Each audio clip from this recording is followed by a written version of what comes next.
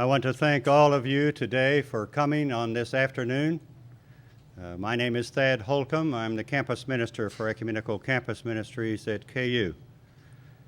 First of all, in this day and time, I'm again going to have to ask you to check your pockets for cell phones, all those things that might go off unexpectedly, if you would. And then, I want to ask you something and do something in the spirit of today. I want to ask you to stand, if you would, please. Stand. And I want you to greet those people behind you and in front of you and beside you, please.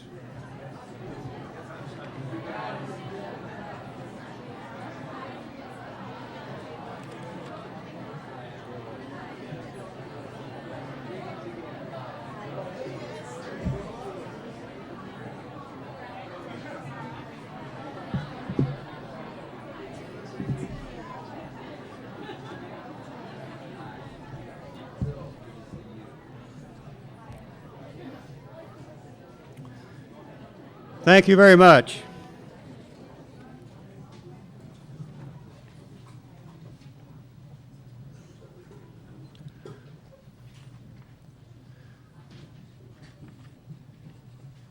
I want to also begin by welcoming William Lacy, the director of the Dole Institute, which, by the way, has been incredibly gracious to help us make this event here at the Dole Institute.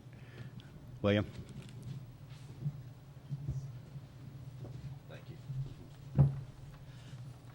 Thank you very much. Welcome to the Dole Institute of Politics.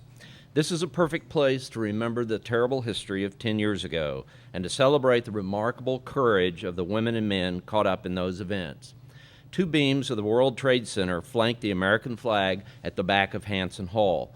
As you pass by, as you leave the building tonight after this service, you might want to look up at them closely and reflect. You can still see the columns exactly as they were when they were recovered from ground zero.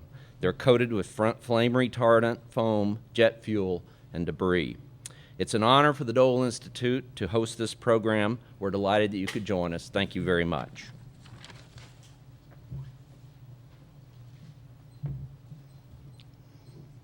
And now I'd like to introduce Tim Carboni, the Vice Chancellor for Public Affairs at the University of Kansas.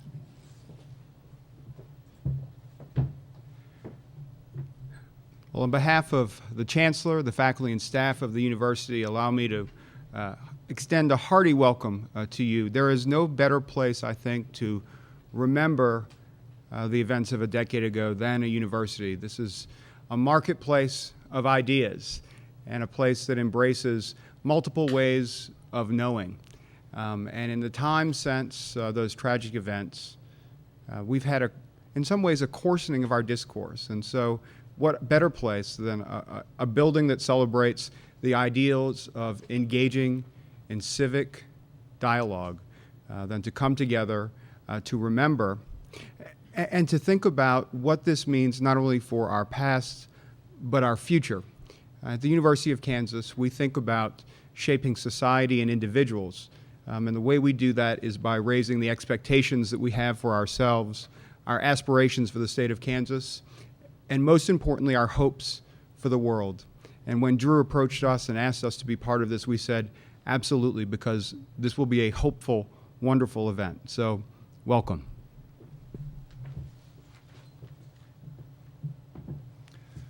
And now please welcome Aaron Cromwell, the Mayor of Lawrence.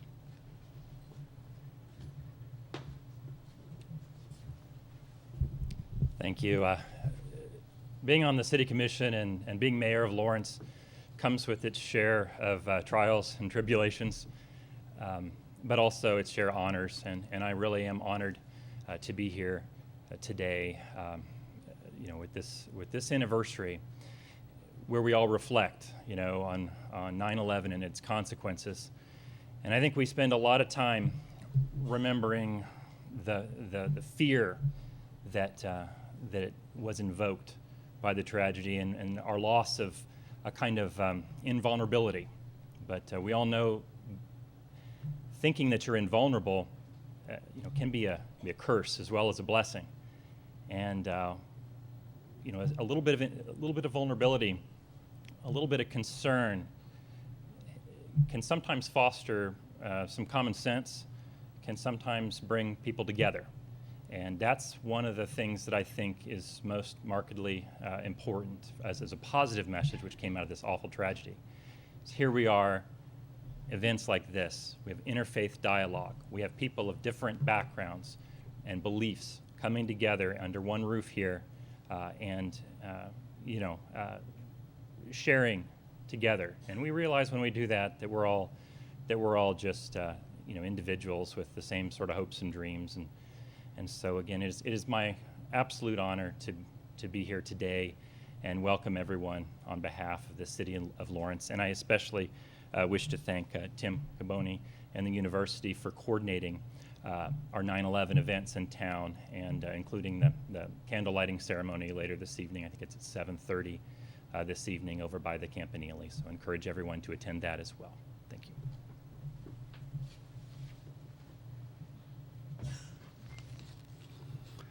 I also would like to spend this time, I think it's important for the planning committee. Would you please stand for this event? Those of you that were involved in the planning for this, please stand.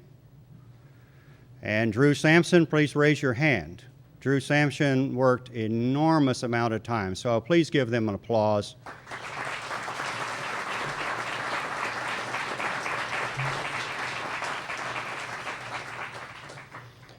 And the planning committee is honored to be in response to a request. And let me read that request to you. The directors and members of the Board of Islamic Center of Lawrence and noted senior members and dignitaries of ICL are all present here at the event in expression of unity with the citizens of Lawrence and solidarity with the victims of 9/11 and their families. Thank you, the Board of Islamic Center of Lawrence.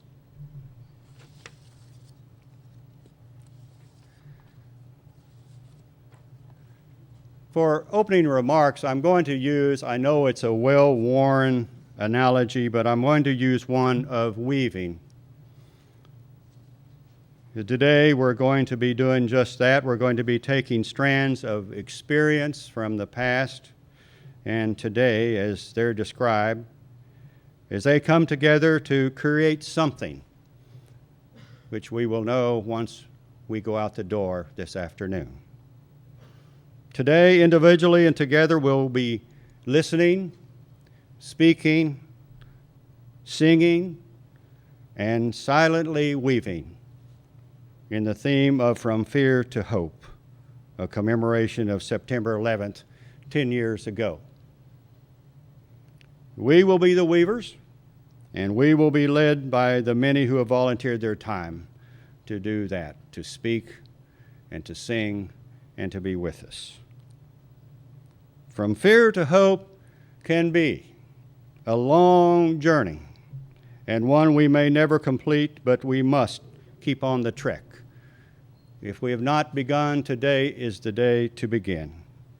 And if we continue, we need to do so. And we go on this journey not just as a nation, but globally together. The fear and anger after September 11th resulted in an angry response of war, and there was also the often angry response of those who oppose such action of war. We are beyond that time. Today we bring to our traveling on this road from faith to hope a richness of diversity of faith perspectives, along with those perspectives which hold no claim on a particular faith tradition. Our voices and our presence here today are the strands that we'll weave into this afternoon. And so now let us continue with this endeavor through the voices of the community choir, directed by Susan Harper.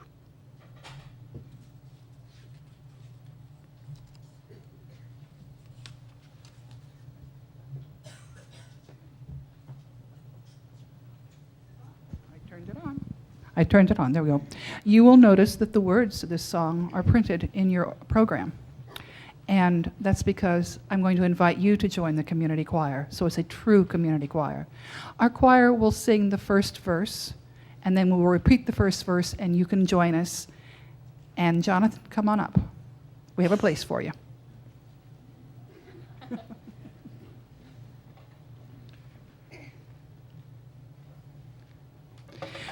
So the choir will sing the first verse, so if you're unfamiliar with the tune, you'll learn the tune. And then we'll sing the first verse, and you can please join us for the next two verses. You may stay seated.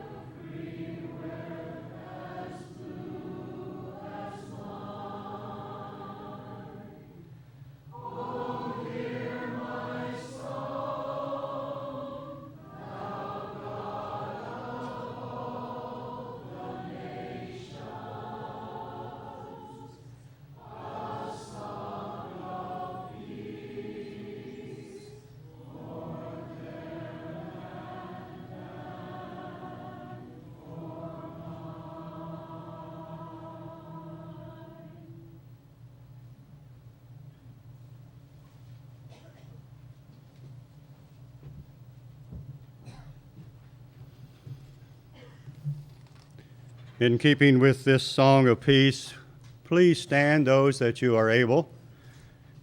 Please stand while we respond to A Network of Mutuality by Martin Luther King, Jr.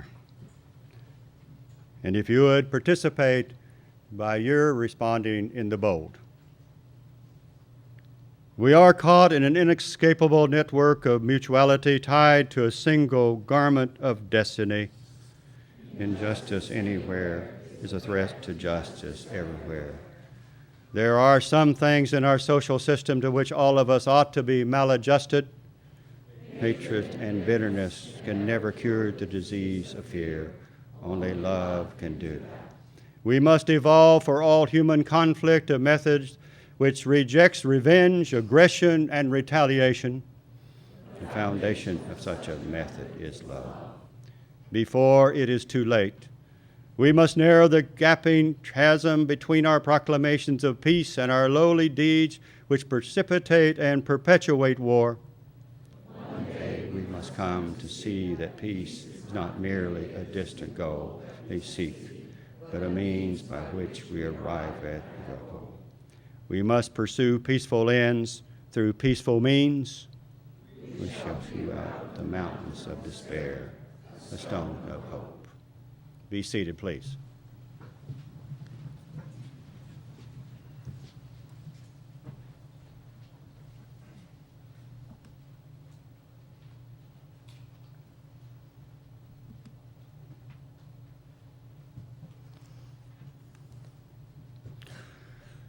Jane Tedder, a survivor of the attack on World Trade Center, will now share her memories of the darkest day. Jane?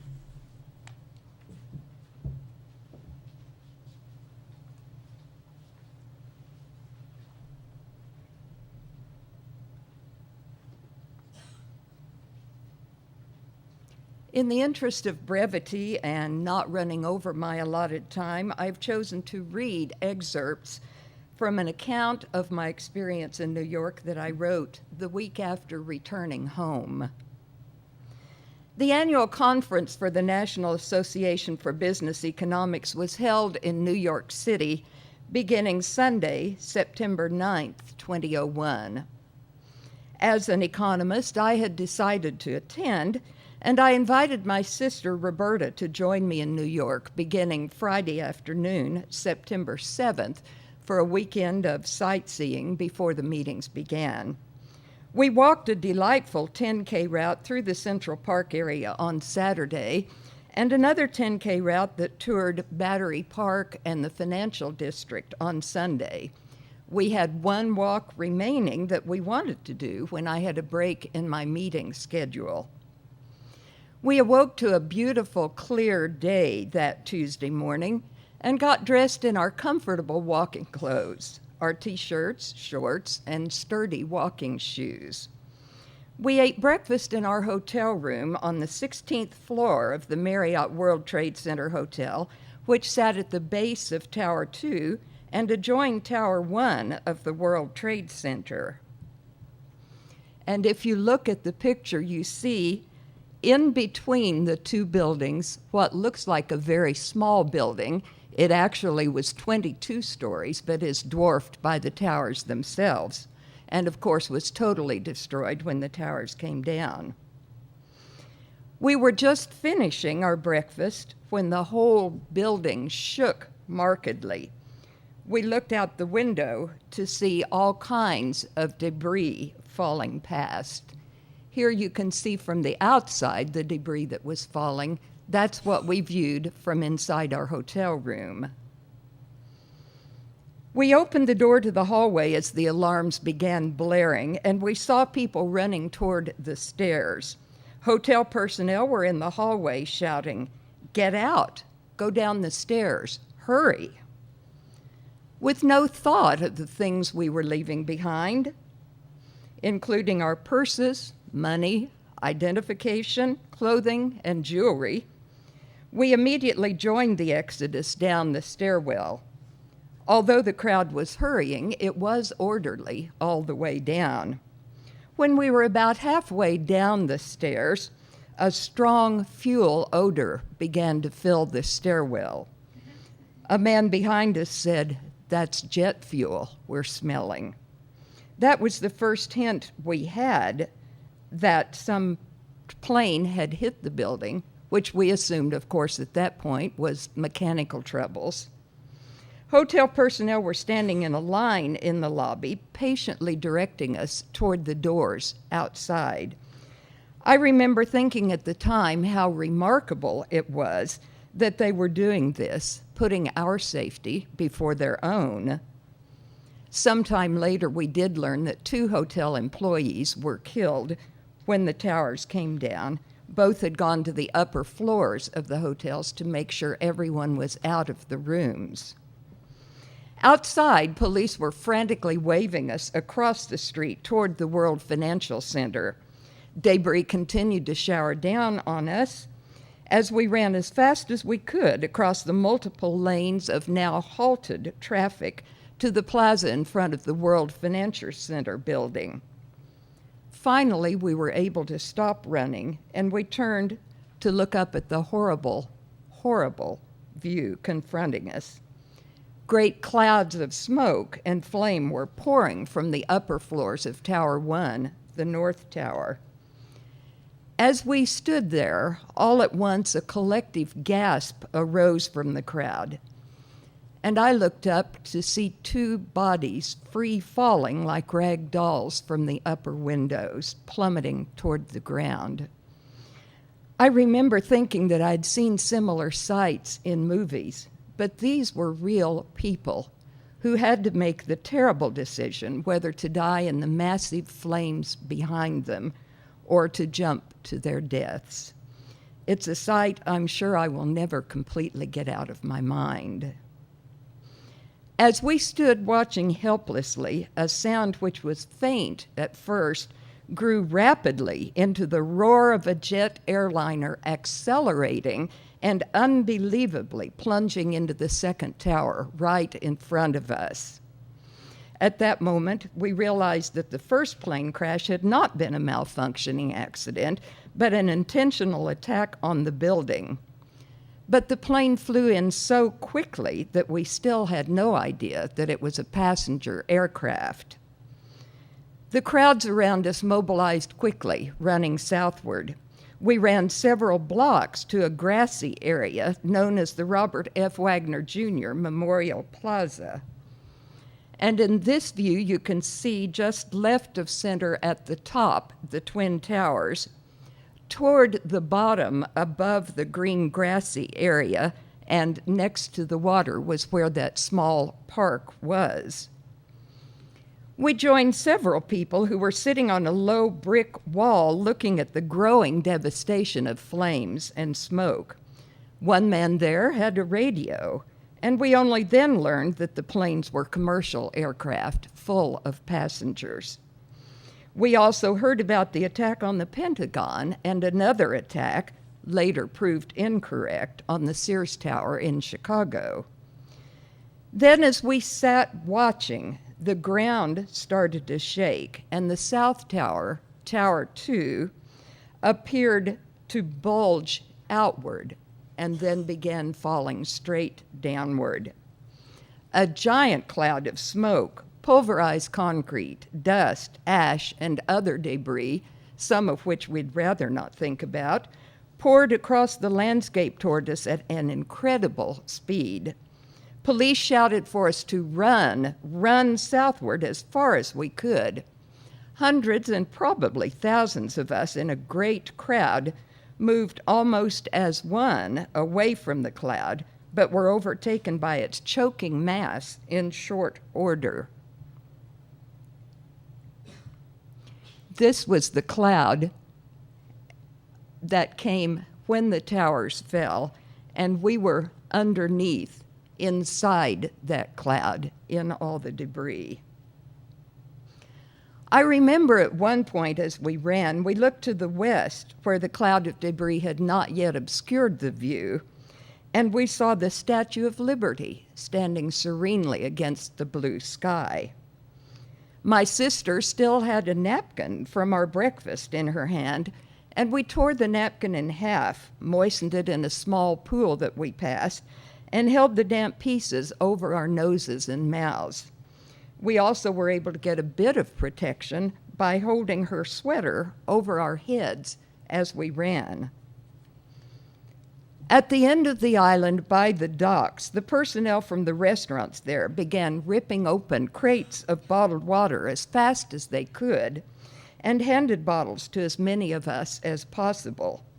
Such acts of kindness, at no thought of personal monetary loss, were very much in evidence not only on this first day, but in the days to come. Many of the now ash-covered people in the crowd were crying, and the ashes stuck to the streams of tears running down their faces. Then we heard the cloud of ash prevented us from seeing the collapse of Tower 1. As the ash cloud thickened after the second collapse, the police told us to get as close by the fences as we could, by the water, because there would be more breeze there. Soon all manner of floating craft, public and private boats together, began approaching the island to offer help. I could see that if we would just head back into the cloud for a short distance, we could move north to a spot where only a few people were waiting. We ran through the thick, heavy crowd, keeping our faces as much covered as we could, and soon stood in a short line waiting to board a ferry pulled up along the fence. Two big men with very generous spirits were standing at the waist-high iron fence, lifting all of us over one by one as quickly as possible.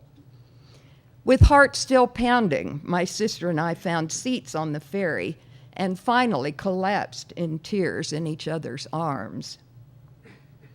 Out of immediate danger, we realized our adventure had just begun.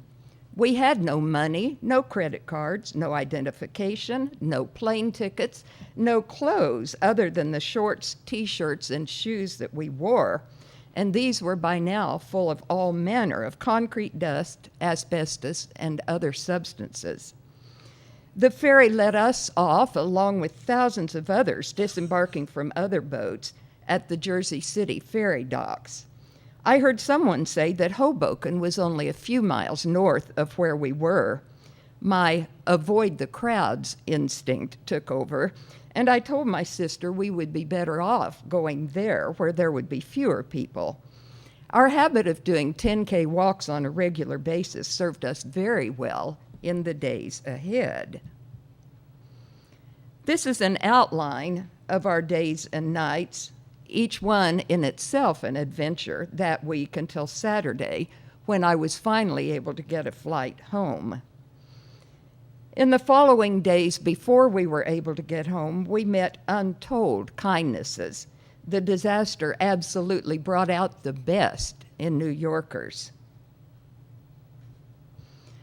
From the woman at a refugee center on the first evening who went home and from her own closet brought me not only a jacket, but 3 jackets from which to choose, to the gift shop manager who gave us each a new t-shirt and apologized because they had pictures of the Twin Towers on the front of them, to the incredibly courageous public servants, firefighters, police officers, and others who rushed to the scene to give help and gave their very lives. We can never be grateful enough.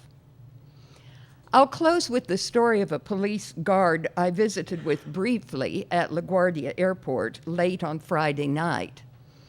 He told me he had been part of a training class of police. They had just completed their training the week before. When the call came about the disaster, their class loaded into 2 vans along with their training instructor and headed for the World Trade Center site. He was in the second van. As they reached the site, huge, heavy debris fell on the van in front of him, completely crushing the van along with the people inside. And yet here he was 3 days later, working his assigned shift. Blessings on those heroes who died, as well as those who survived, to continue working through the days and weeks that followed. As a pastor friend of mine wrote last week, faith calls us to shun evil and embrace hope. Let's keep that in mind as we go forward.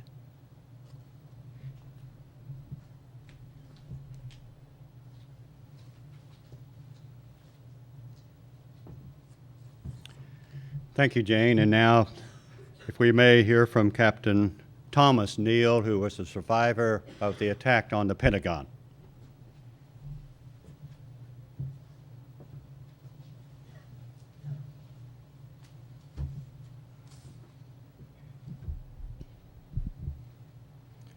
I want to thank everyone for allowing me to be here today and speak at this important ceremony.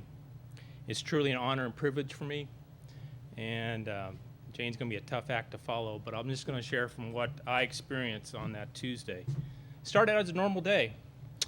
Fairly quiet. My boss, the Admiral, was away, so the boys will play a little bit, so I was a little relaxed. I've been working at the Pentagon for about 2 years. I was part of the CNO, or Chief of Naval Operations staff, and I worked for one of the strategy and policy branches. And the reason I'm telling you is it's more important than numbers.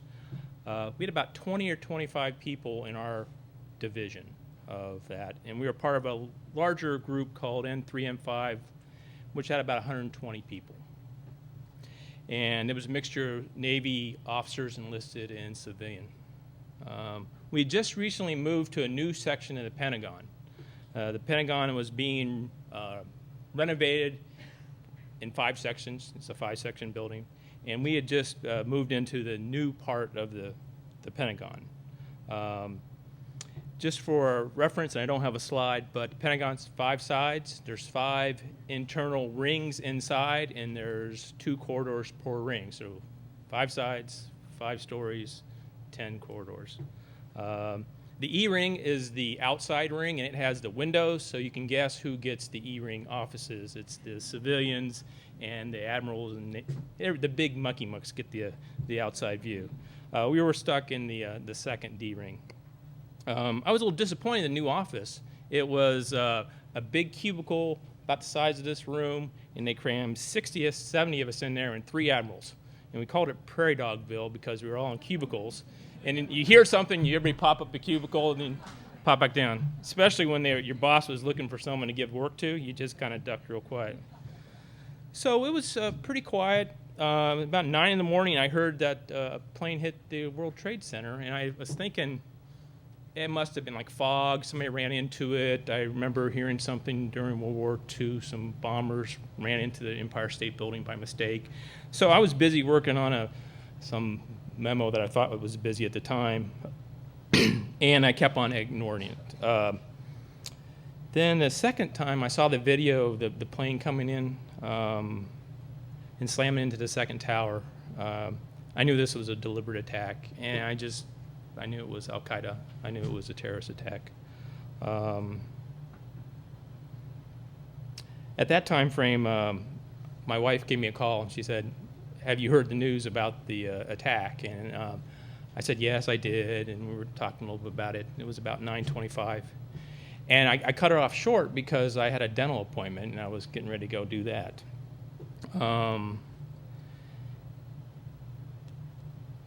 Right after I talked to my wife, a few minutes later, I heard a thud. And I felt a shock, a very sharp concussion go through the building. In my experience as a naval officer, it felt like we were shooting guns off a ship or shooting a missile off a ship, very sharp.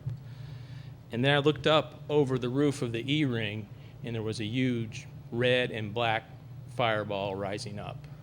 And from my experiences in the Navy, I could tell that's aviation fuel. My first thought was that a helo had exploded on the helo pad, which was right in that general area, in fact, where the impact site was.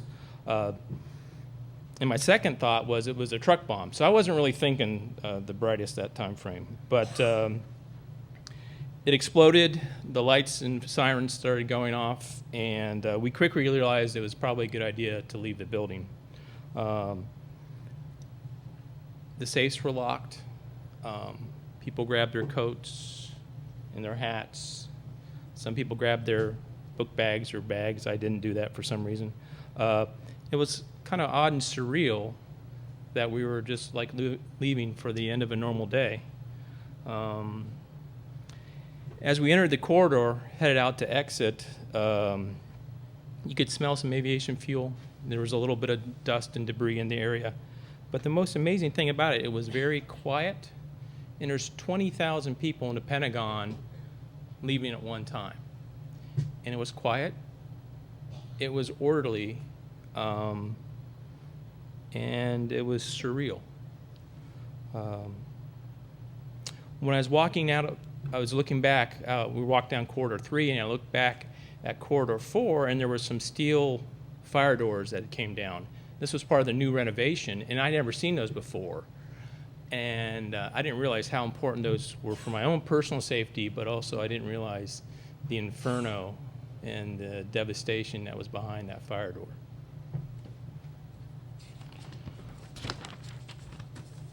And just like in grade school, when you evacuate a building, you go to a certain muster site. It's just the same for the Pentagon. So we all went to our muster sites, and we started getting the remnants of our division. Two of the branches were accounted for. We were in that same building, same area. The other branch that was part of our group was actually in the Navy Command Center, and they're located off the 4th corridor on the 1st floor, along with the Navy Command Center. And we hadn't heard anybody from there.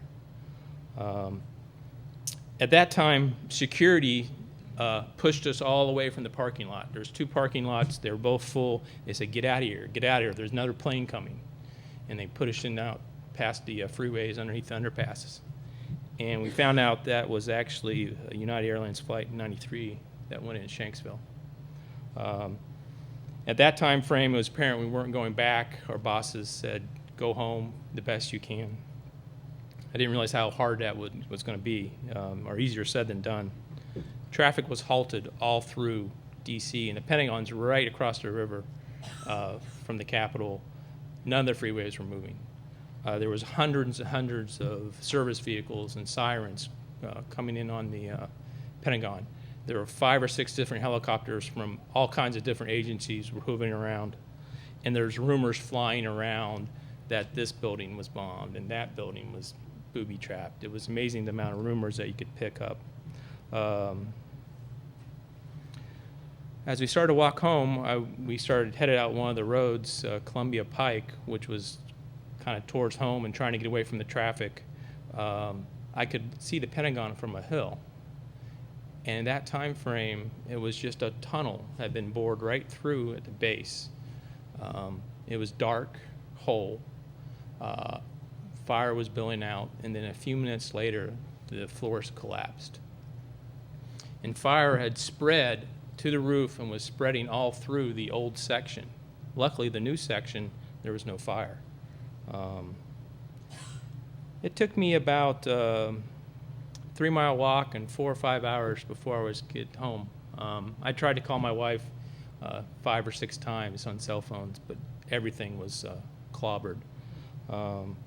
When I was able to get home, I started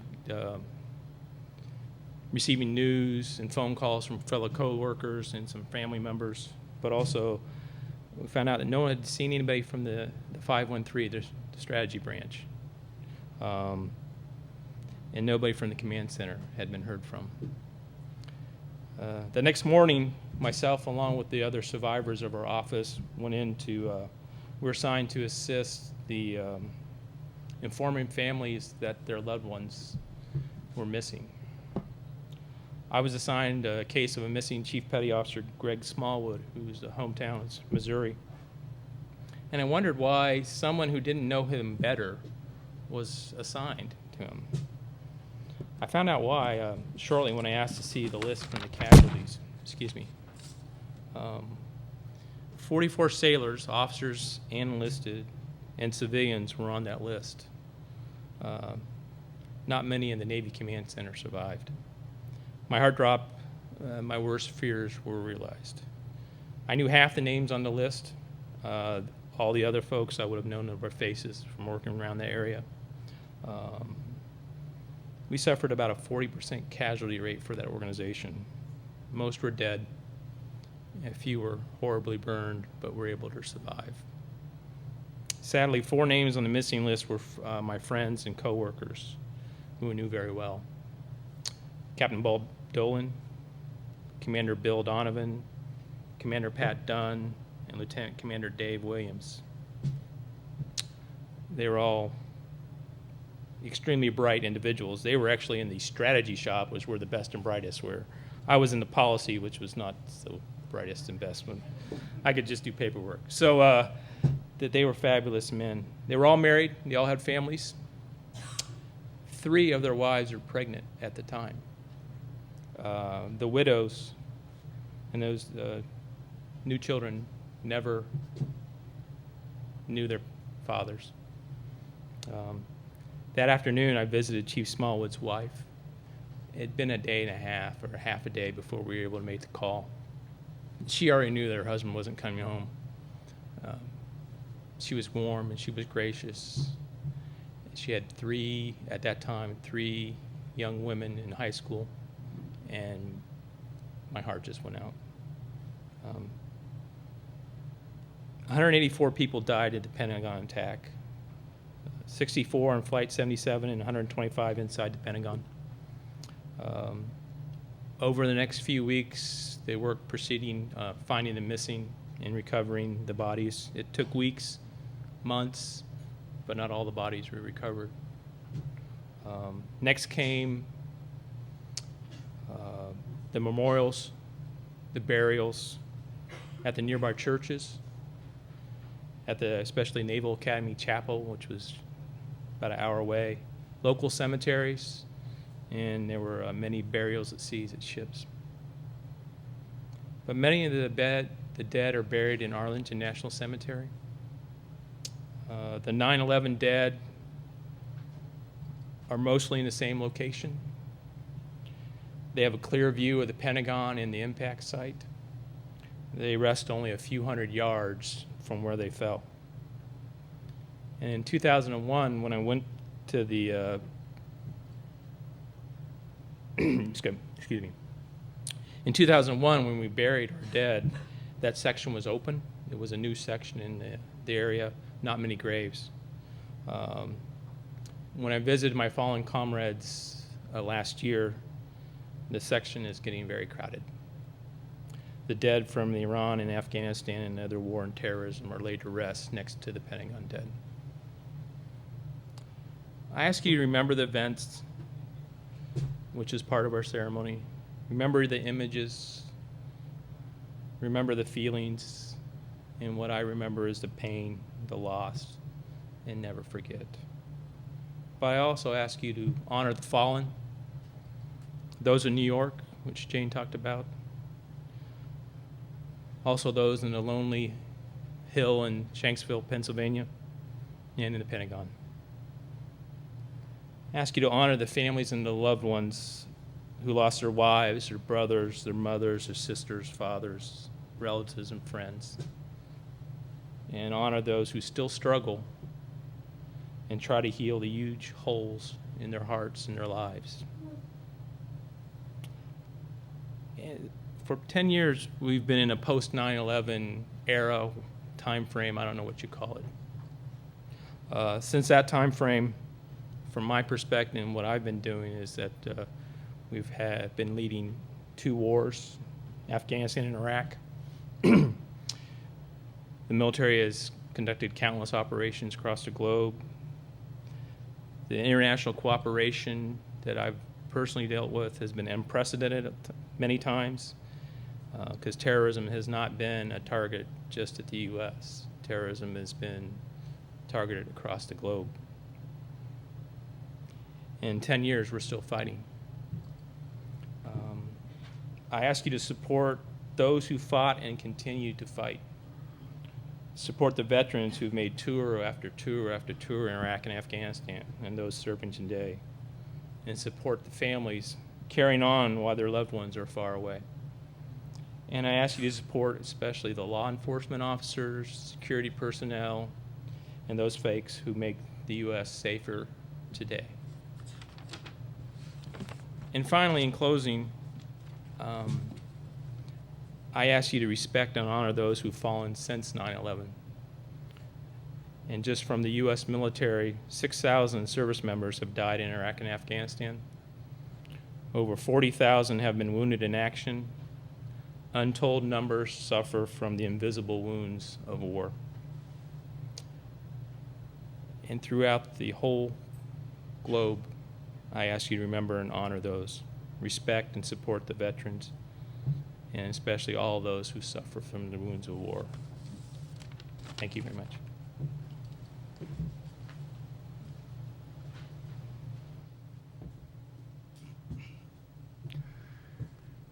I would ask now if the first responders here from the Lawrence Fire Department and the Police Department, if they'd please come forward to be on the podium.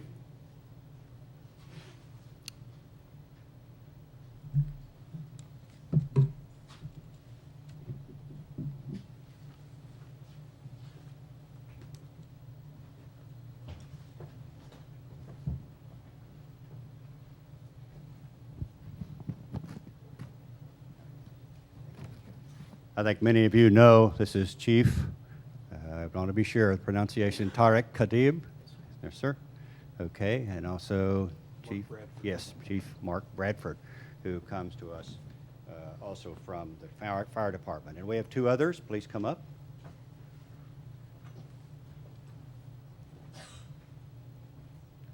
We have Paul Fellers here from the police department, and Michael Patrick, both of them captains with the police department.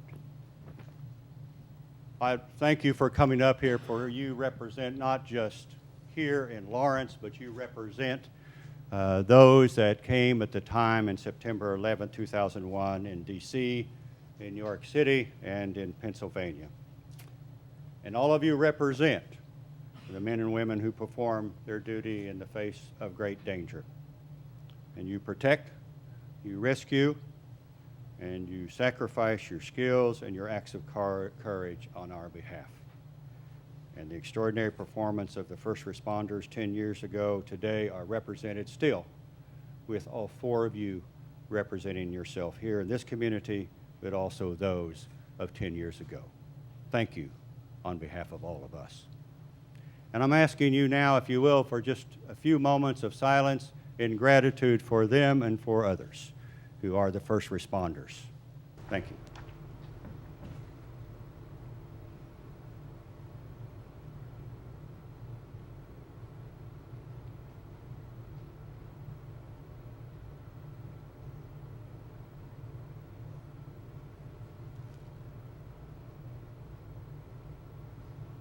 Thank you again.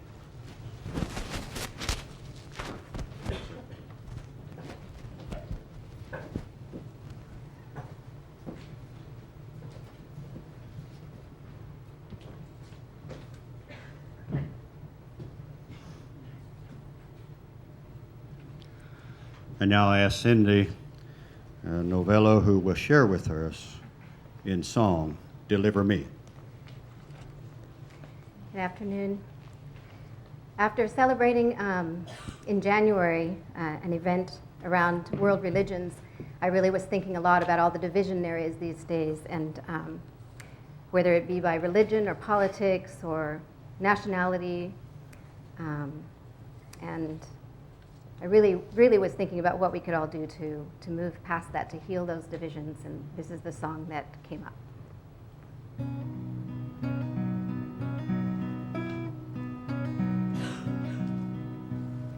Deliver me, deliver me,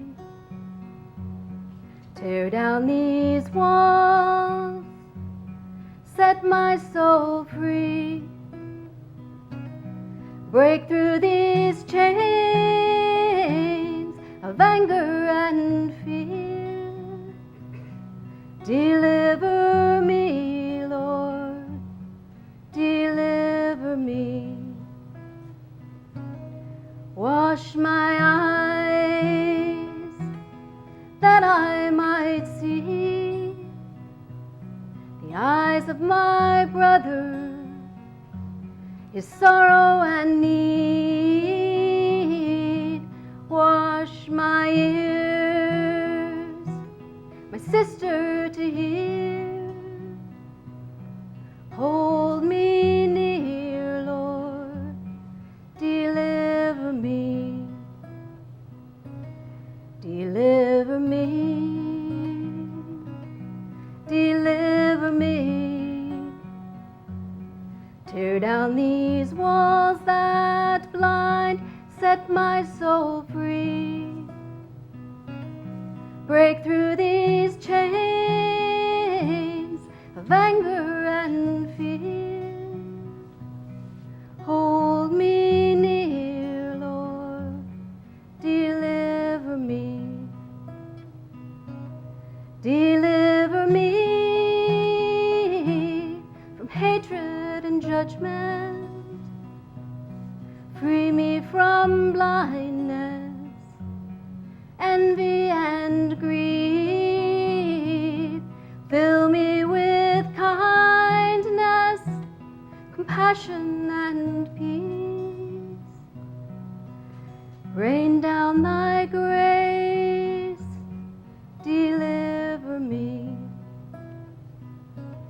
What a wondrous dream this world might be. Together we weave such a rich tapestry.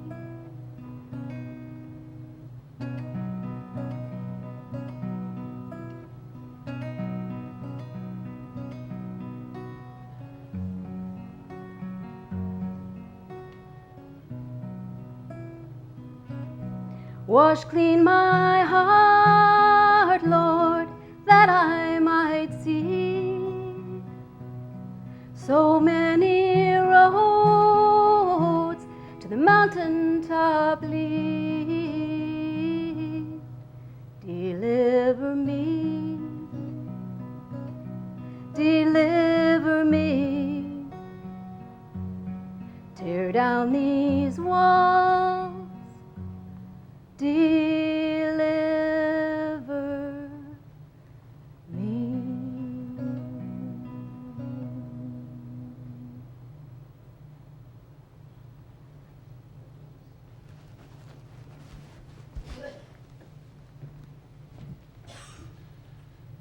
And now will all those who will be sharing their words of reflection please come to the podium.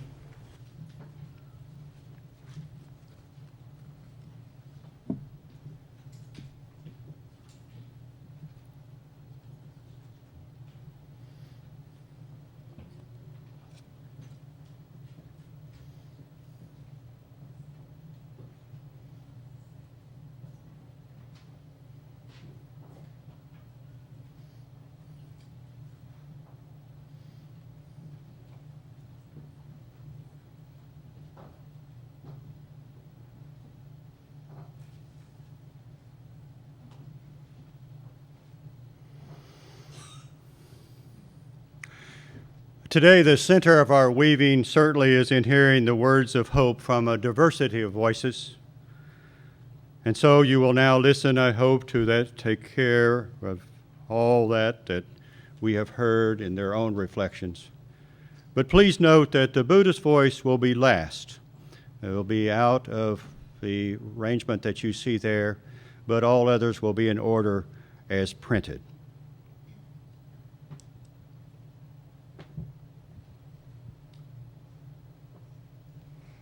The voice of Baha'i. O thou kind Lord, unite all. Let the religions agree and make the nations one, so that they may see each other as one family and the whole earth as one home. May they all live together in perfect harmony. O God, raise aloft the banner of all of the oneness of mankind. O God, establish the most great peace. Cement thou, O God, the hearts together. O thou kind Father, God, gladden our hearts through the fragrance of thy love. Brighten our eyes through the light of thy guidance. Delight our ears with the melody of thy word, and shelter us all in the stronghold of thy providence. Thou art the mighty and the powerful. Thou art the forgiving, and thou art the one who overlookest the shortcomings of all mankind. Abdul Baha. The voice of a Christian. The Lord's Prayer directly translated from Aramaic to English. O birther, Father and Mother of the cosmos, focus your light within us. Make it useful. Create your reign of community now through our fiery hearts and our willing hands. Help us love beyond our ideals and sprout acts of compassion for all creatures. Animate the earth within us. We then feel the wisdom underneath supporting all. Untangle the knots within so that we can mend our hearts' simple ties to each other. Don't let surface things delude us, but free us from what holds us back from our true purpose, out of you, the astonishing fire, returning light and sound to the cosmos. Amen. The voice of a Hindu. Hinduism is a way of life with its own beliefs, traditions, system of ethics, rituals, philosophy, and theology. It believes in truth, honesty, nonviolence, cleanliness, contentment, prayers, austerity, perseverance, and fierce company.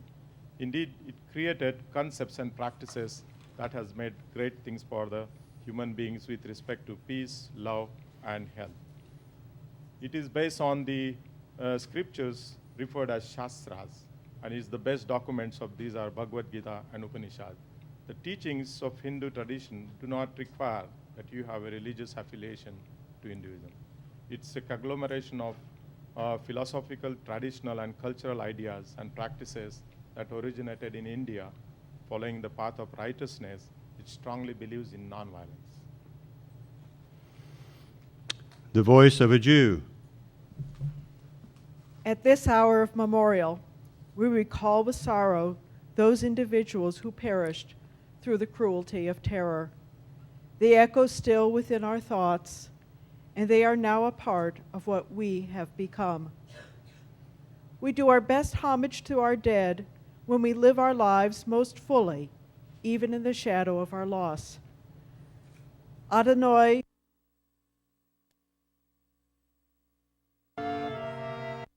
the wonder of being. Teach us the path to a life of honor and truth.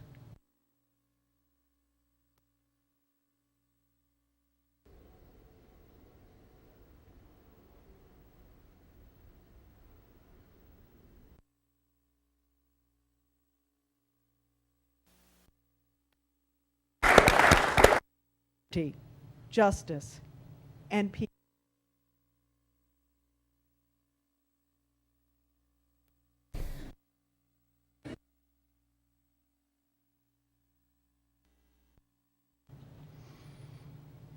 The voice of a Muslim. Bismillah ar-Rahman ar-Rahim, in the name of God, the Merciful, the Compassionate. The humankind are the limbs of one frame, as in creation their substance is the same. If fate causes one of the limbs to stain, others will be restless in their suffering. You who are unconcerned about other people's suffering are unworthy of being called a human being.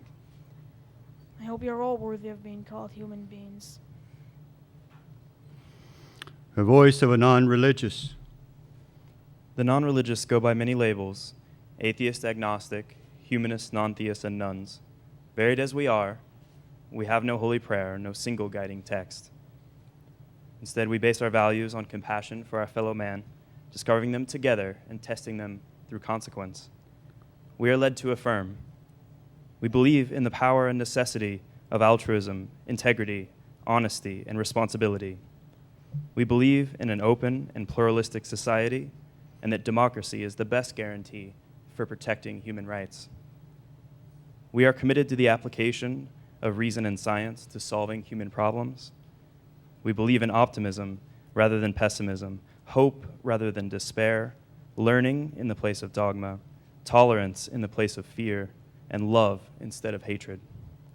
We believe in the fullest realization of the best and noblest that we are capable of as human beings. In 1782, a nation chose the motto, E pluribus unum, which in Latin means out of many, one. They were able to do so because men and women just like us in 13 colonies looked to a common hope. I am here to honor those we lost and the heroes that came out of the situation a decade ago when that nation was attacked. I affirm that the noblest virtue we can have is a commitment to each other, an awareness of our membership in a larger group, not in tribes and nations, ethnicities or races, nor philosophies and religions. Our loyalties must be broadened even further to include the whole human community, the entire planet Earth. With me today are a dozen different traditions, and we stand for 100 more. Together, we look to a common hope as well, for peace. E pluribus unum. Our beliefs are many, but in this hope, we are one. The voice of a Siganyu Lakotan. Mitaki Osi. We are all connected. All my relations. Consider all your relationships. This anniversary reminds us that we are all connected, that all things touches everything. In all of our doing, in all of our saying, we are touched and we touch everyone and everything. The Lakota believe that all of this creation, the inanimate, the animate, the living, those we call dead, are still touched, and we are still connected. And in all of our doing and saying, we must consider our relationship with one another. I remind you today that those around you, those in this country, those in other countries, everything that we say and do will touch them. In small ways, in great ways, we can remind each other that our differences are not that big and that we're all the same because we're all connected. Thank you. The voice of a Unitarian Universalist. I offer you this litany of restoration. If, recognizing the interdependence of all life, we strive to build community, the strength we gather will be our salvation. If you are black and I am white, it will not matter. If you are female and I am male, it will not matter. If you are older and I am younger, it will not matter. If you are progressive and I am conservative, it will not matter. If you are straight and I am gay, it will not matter. If you are Christian and I am Jewish, it will not matter. If we join spirits as brothers and sisters, the pain of our aloneness will be lessened. And that does matter. In this spirit, we build community and move toward restoration. The voice of a Wiccan. The wheel of the year turns eternally on planet Earth. For eons we have spun through the 4 seasons, through the cycles of birth, love, death, through the rise and fall of civilizations. What we have experienced here has always been. In every era, every culture, every life, there is a devastation, an apocalypse. Sometimes the apocalypse is as global as nations warring against nations.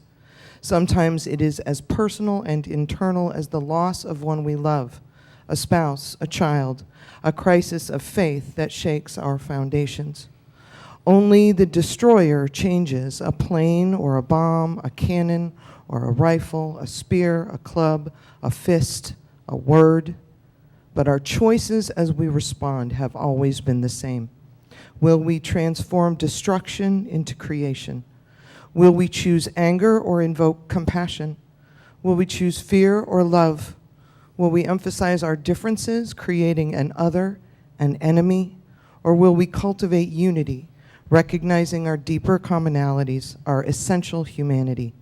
The answer is always the same, and it rings as pure and simple as a single bell, sounding as a beacon through our darkness. Peace, peace, peace.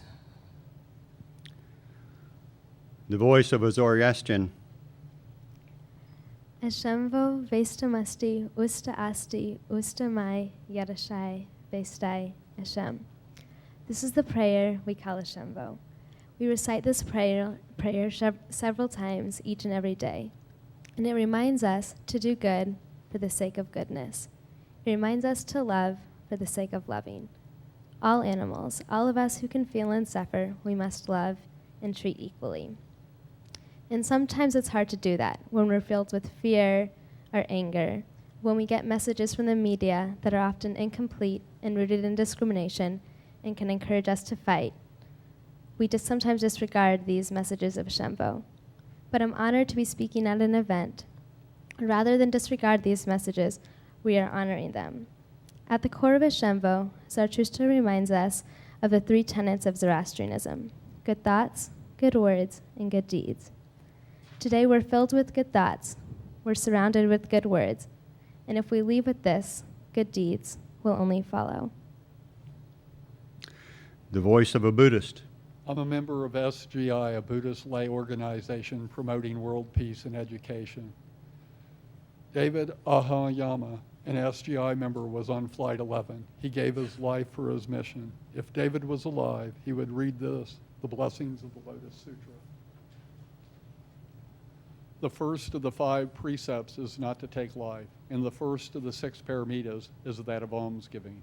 The 10 good precepts, the 250 precepts, the 10 major precepts, and all the other rules of conduct begin with the prohibition against taking of life.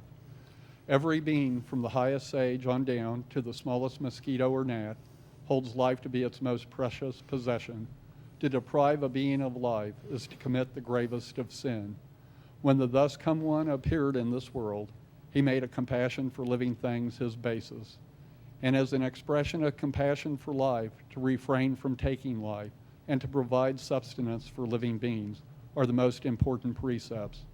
Daisaka Ikeda, president of SGI, the memory of those victims who have died in this and other violent incidents around the world will be better preserved and meaningfully commemorated if we all learn to forgive and dedicate our lives to helping create a peaceful, respectful, and understanding world.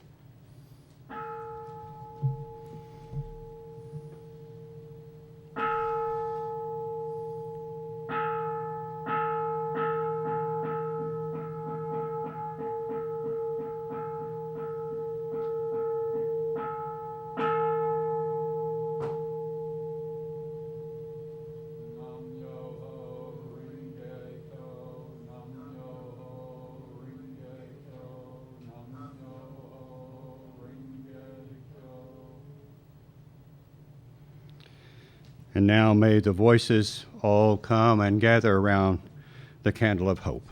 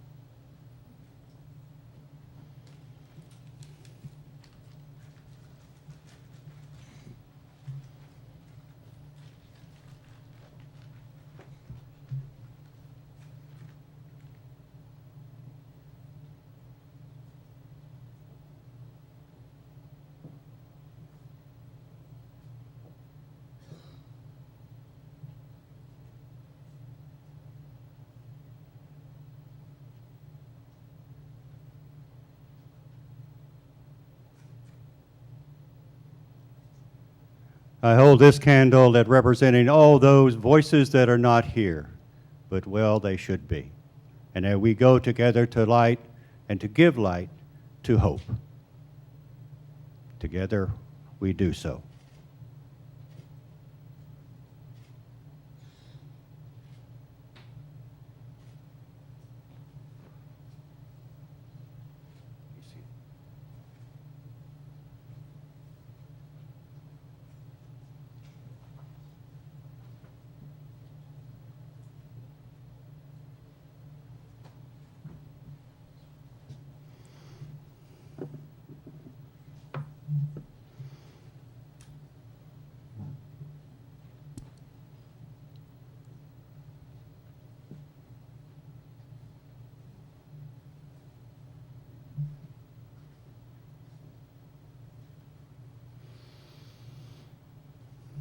And now it is my privilege to introduce Karen Miriam Goldberg, who has composed a poem for this particular time together.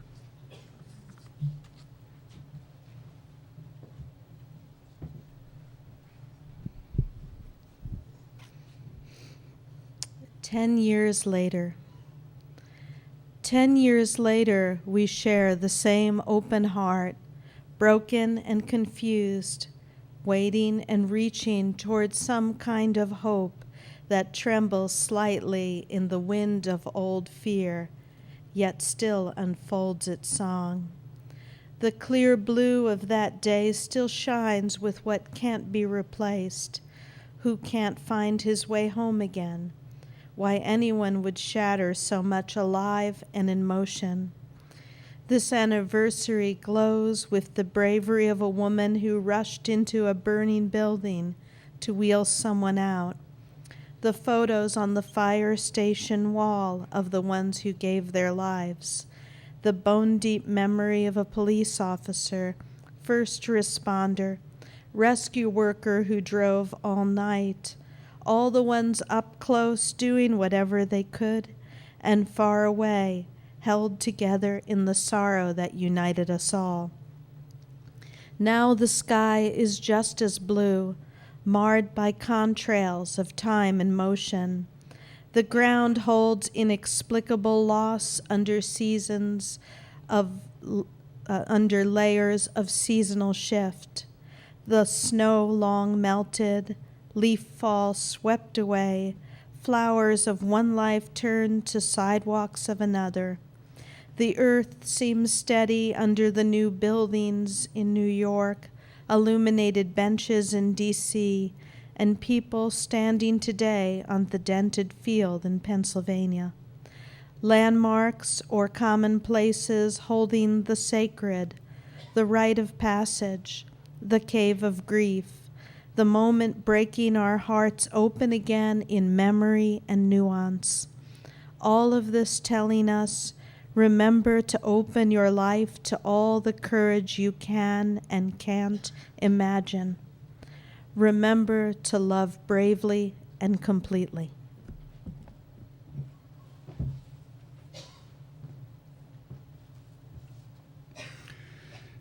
And now, with members of the Lawrence Free State High School Interfaith Forum, step forward Nora Byers, Alexandra Hoops, and Jessica Milkey. Also, Jane Tedder and Thomas Neal will now be presenting the laying of the memorial wreath, and will bring it to us at this time.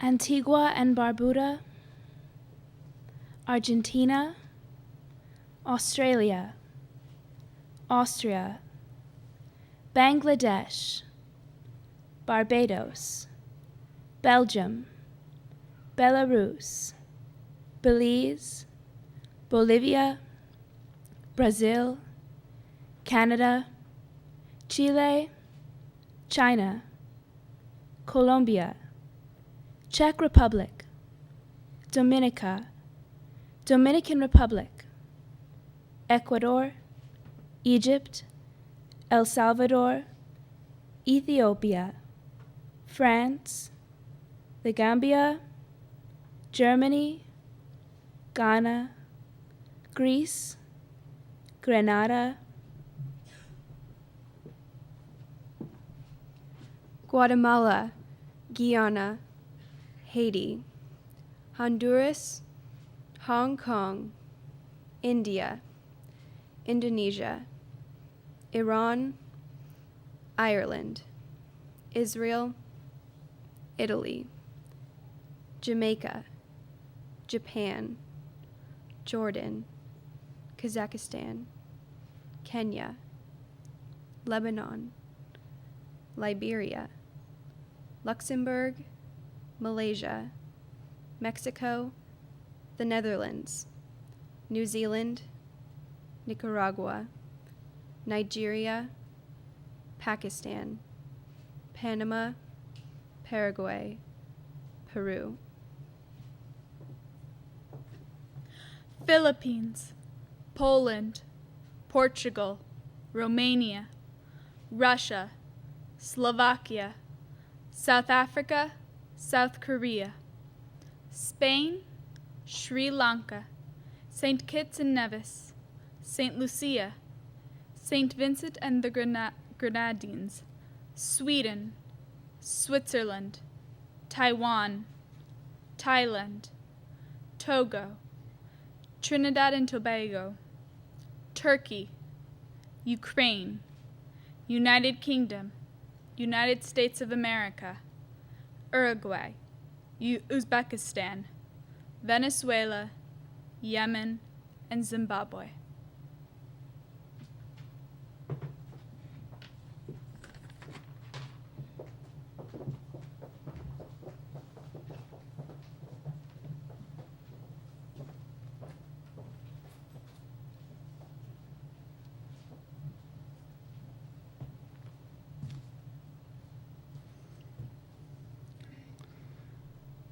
Let us remain in silence and meditation on this day, on the words that we have heard and the representation of all the nations in the world.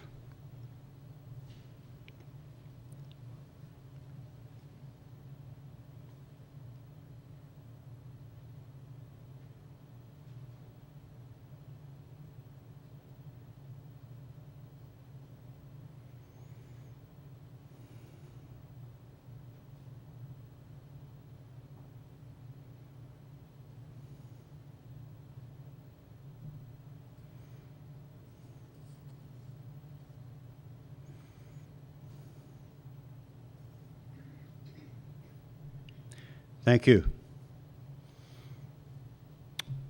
It is now we're going to be prompted to keep on moving, and it's going to be done by the leadership of the community choir once again.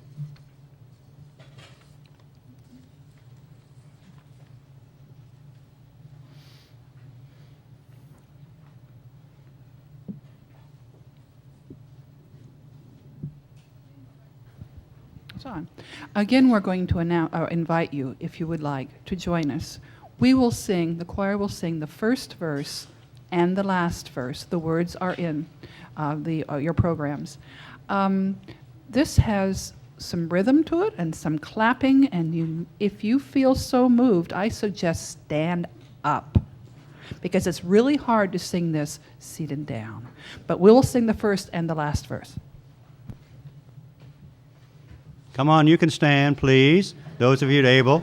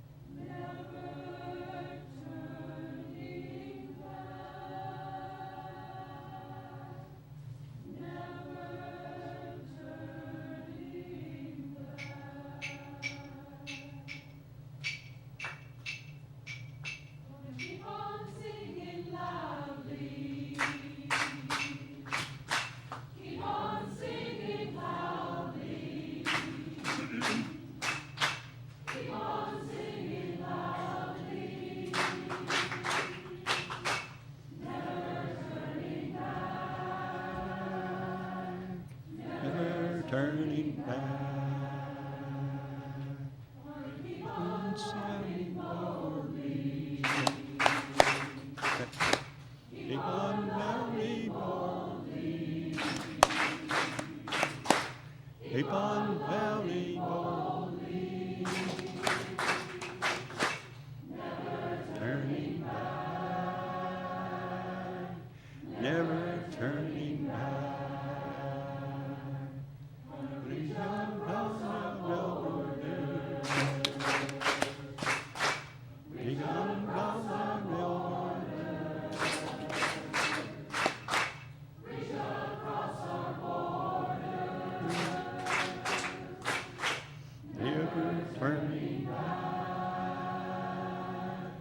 Never turning back,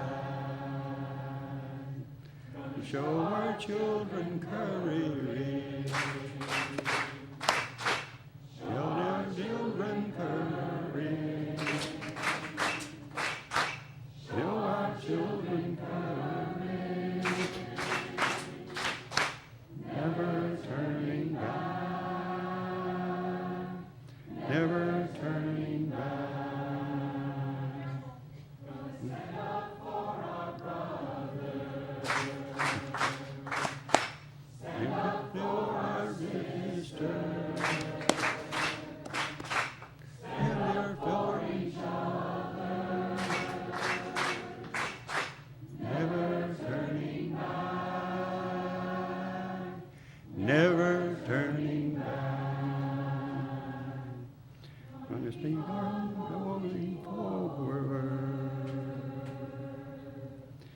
Keep on moving forward.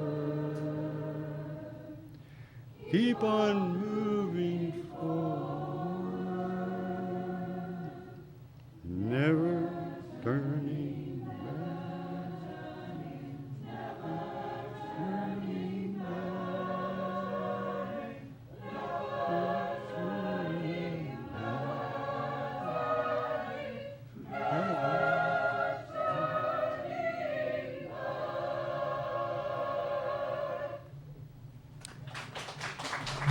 Please be seated.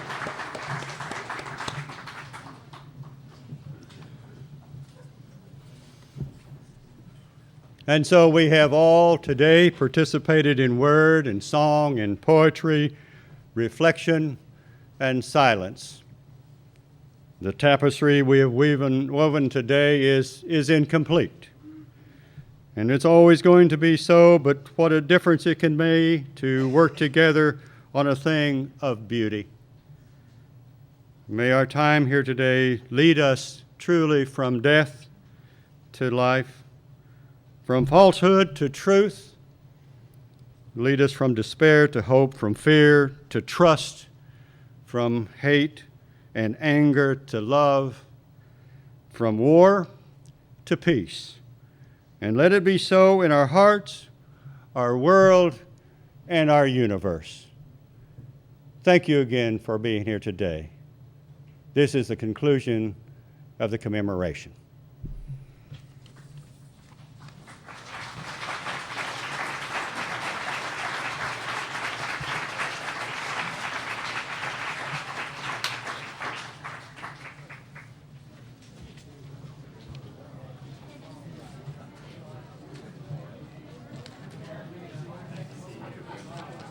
Hey, thanks, Karen.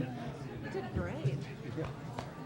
Last minute kind of stuff. We had to make some adjustments. Thank you, too. I need to see that in writing. It will be. It will be. I know. Thank you.